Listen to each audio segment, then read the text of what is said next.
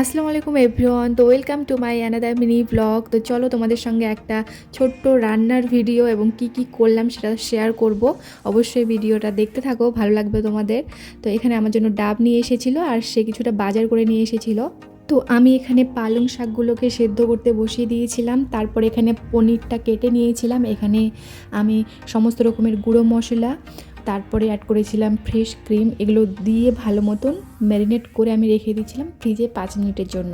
তারপর ফ্রিজ থেকে বের করে আমি এগুলোকে ভালো মতন একটু ভেজে নিয়েছিলাম। বেশি ফ্রাই করিনি, জাস্ট অল্প ফ্রাই করে নিয়েছিলাম। তো তোমরা ভিডিওটা দেখতে থাকো, অবশ্যই বুঝতে পারবে আমি কি রান্না করছি।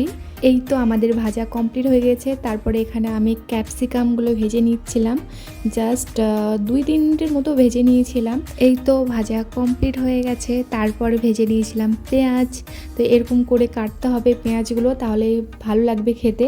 তো পেঁয়াজগুলো ভাজাও কমপ্লিট হয়ে গেছিলো। তারপরে কড়াইয়ে তেল দিয়ে শুকনো লঙ্কা দিয়ে নিয়ে আমি দিয়েছিলাম কাঁচা লঙ্কা, তারপরে দিয়েছিলাম আদা রসুনের পেস্ট, তারপর সমস্ত রকমের গুঁড়ো মশলা যেগুলো তোমার রুমেই থাকে। তারপরে একে একে সেই tomato sauce, soya sauce, green chilli sauce, তারপরে দিয়েছিলাম সামান্য ফ্রেশ ক্রিম। এগুলোকে দিয়ে ভালো মতন কষিয়ে নিয়ে এখানে আমি জল অ্যাড করেছিলাম, গরম জল। অবশ্যই গরম জল দিতে হবে। জলটাকে দিয়ে একটু ভালো মতন নাড়াচাড়া করে নিয়ে সেই ভেজে রাখা পেঁয়াজগুলো এবং ক্যাপসিকামগুলো দিয়ে দিয়েছিলাম এবং পনিরটা দিয়ে দিয়েছিলাম কিছুক্ষণ পরে, যেটা আমার ভিডিও করা হয়নি।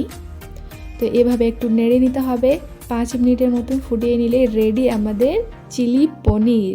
হ্যাঁ, তো আজকে আমি ফার্স্ট টাইম ট্রাই করলাম, আর তারপর আমি এখানে একটু ট্রাই করছিলাম কেমন হয়েছে।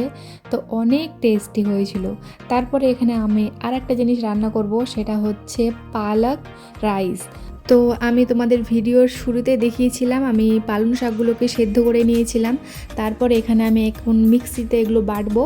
এখানে পালং শাক আর আদা আর কয়েকটা হচ্ছে কাঁচা লঙ্কা, তো এগুলো আমি পেস্ট করে নিয়েছিলাম।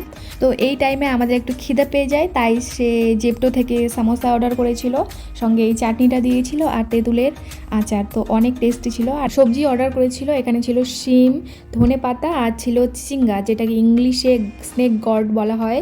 তো এগুলোকে আমি ফ্রিজে রেখে দিয়েছিলাম। তারপরে চলে যাই আমাদের রান্নায়। তো যেটা তোমাদের আমি পেস্ট দেখিয়েছিলাম সেটাকে আমি কড়াইয়ে সামান্য তেল দিয়ে জাস্ট একটু টাইট করে নিয়েছিলাম। তারপর সেই কড়াইতে এখানে একটু তেল দিয়ে শুকনো লঙ্কা দিয়ে এখানে পেঁয়াজ দিয়ে দিয়েছিলাম। তারপরে একটু ভাজা ভাজা হয়ে গেলে একটু সামান্য তারপরে অ্যাড করেছিলাম টমেটো কুচি। তারপরে একটু নেড়ে চেড়ে নিয়ে তারপরে অ্যাড করেছিলাম ক্যাপসিকাম। তো ক্যাপসিকামটা দিতে একটু ভুলে গেছিলাম, পরে অ্যাড করেছিলাম। এটা হচ্ছে তোমার টমেটোর আগে অ্যাড করতে হতো। তারপরে একটু নাড়াচাড়া করে নিয়ে এখানে অ্যাড করলাম তোমার সেই পেস্টটা যেটা আমি করে রেখেছিলাম। তো এগুলো দিয়ে ভালো মতন কষিয়ে নিয়েছিলাম। তারপরে একটু লেবু দিয়ে তারপর সমস্ত রকমের একটু মশলা, সমস্ত রকম বলতে ভুল হবে, এখানে জাস্ট আমি ধনে গুঁড়ো, জিরে গুঁড়ো আর হচ্ছে গোলমরিচের গুঁড়ো দিয়েছিলাম। তারপরে একটু সয়া সস আর গ্রিন চিলি সস।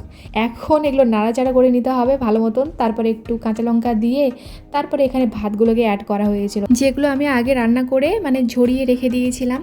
তো এখানে এই তো ভাতগুলো অ্যাড করা হচ্ছে আর একটু ভালো মতন নাড়াচাড়া করে নিলেই আমাদের রেডি পালক রাইস। তো এটা কি বলবো, এমনিতে খেতে এত পরিমাণে টেস্টি করে। তো আমি এমনিতেই খাচ্ছিলাম। তারপরে এর সঙ্গে নিয়েছিলাম আমি চিলি পনির। তো এখানে পনিরগুলো অনেক সফট ছিল। তো এই তো আজকে আমাদের এই পর্যন্ত ব্লগটা। তো আশা করি তোমাদের ভালো লেগেছে। ভালো লাগলে অবশ্যই তোমরা লাইক, কমেন্ট, শেয়ার করে দিও। খোদা হাফেজ, তোমরা সবাই ভালো থেকো।